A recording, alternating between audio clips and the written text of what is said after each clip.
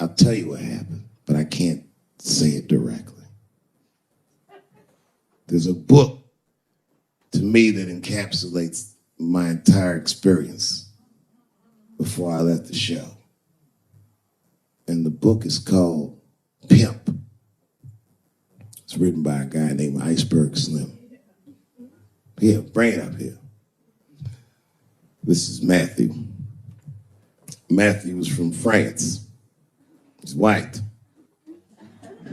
And yet, he has an original copy of this book written by a black American who was a pimp in the 40s. Iceberg Slim, his real name was Robert Beck. He got the name Iceberg because he was in a bar in Chicago and there was a shootout in the bar and a bullet went through this nigga's hat and he still finished his drink.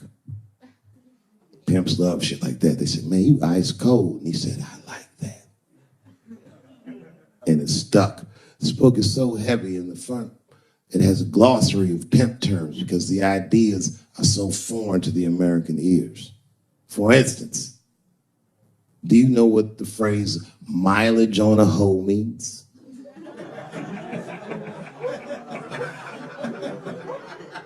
Of course you don't. Mileage on a hoe is a very wild concept.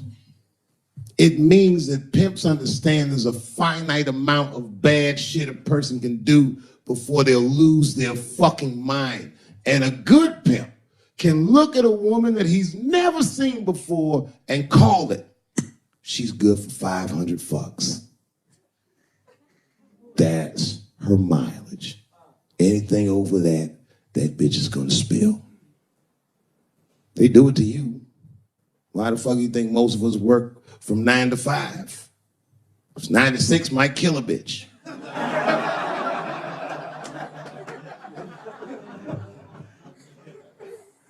Iceberg Slim was the one that broke down what a bottom bitch was. Does anyone know what a bottom bitch is? Anyone? What's a bottom bitch, sir? It's your prostitute that's the best out of all of them, that brings in the most money. That's right. That's exactly right. Are you black? That's right. A bottom bitch is a pimp's number one hoe. She's even a bitch that helps him keep the other bitches in line. I will repeat. She's even the bitch that helps him keep the other bitches in line.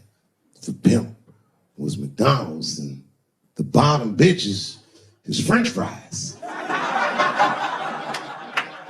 The rest of them bitches is like fish sandwiches and cherry pies and shit like that.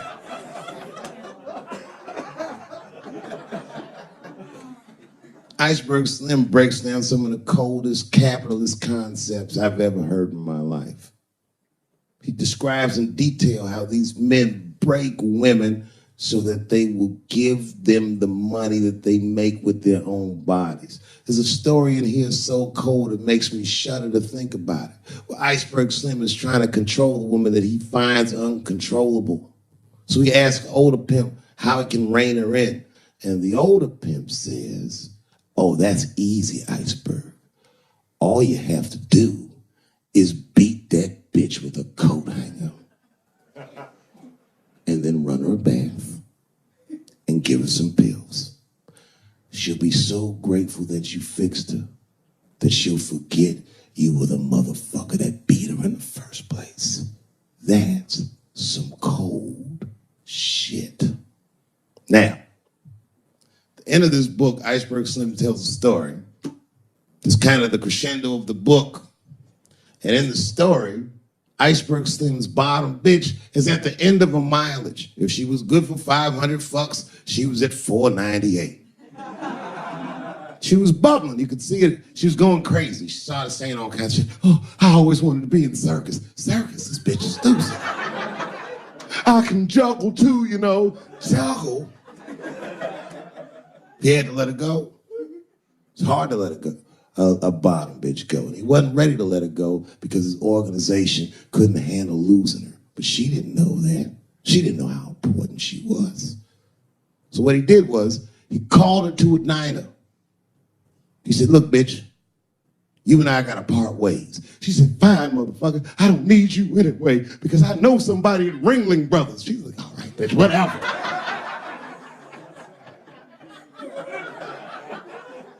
I got one last trick for you.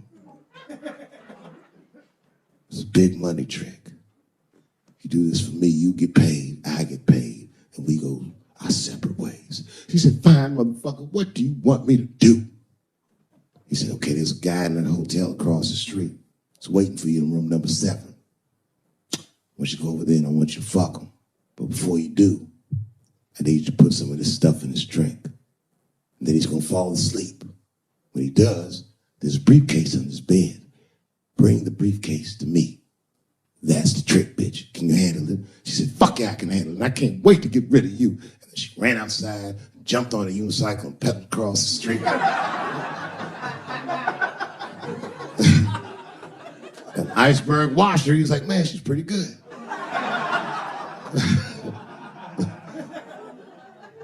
Man, if I never jerked off in her face, maybe she would have been in the circus right now.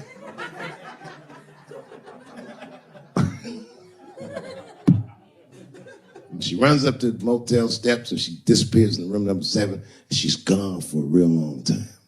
Real long time. So long, in fact, that Iceberg got a little worried. But then, suddenly, she came back.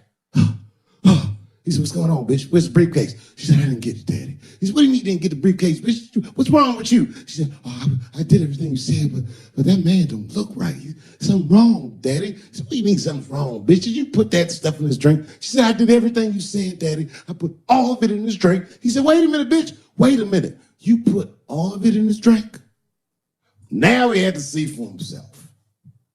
So the two of them go across the street to the motel and they go into room number 7 and on the bed, laying lifelessly, is the white man that she was supposed to fuck. And Iceberg said, you right, bitch, she don't look good. What the fuck? So he called a friend of his that was a doctor that was close by. And the doctor came in, gave the guy a thorough examination and told them both what was obvious. Slim, this motherfucker is dead. Oh, God, Daddy. Oh, no. Oh, no, we killed him. He said, calm down, bitch. We didn't do anything. You killed this motherfucker. And then he reached under the bed and he grabbed the briefcase. He popped it open. It was filled with money. More money than any of them had ever seen. And Iceberg took a little bit of the money and gave it to the doctor, and the doctor left discreetly. All right, bitch, let me think. I can fix this for you. I know somebody I can call. But if I call them, I'm going to owe these motherfuckers a big favor. Oh, God, Daddy, please. I don't want to go to jail. Neither do I, bitch, so will you shut up? She picked up the phone. She heard him mumbling on the phone a little bit. He hung up the phone, and she was pacing the room, and he was just standing there cool, and they were waiting, and suddenly, a van pulled up downstairs.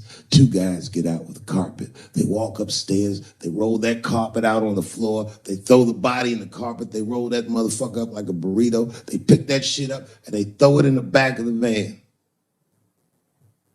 They come back up and Iceberg opens the briefcase again and gives them a little money. He says, I'll get in touch with you guys later. They say, you're not going to get in touch with us at all. We'll find you. He said, whatever, nigga. And they bounced. Oh, God, Daddy, oh, God. He says, relax, bitch. Listen, we getting the fuck out of here. You go downstairs, you get the car. We got to leave separately. She went, she got the car. Iceberg grabbed that briefcase, waited a few minutes, looked out the window, and then he went down with her.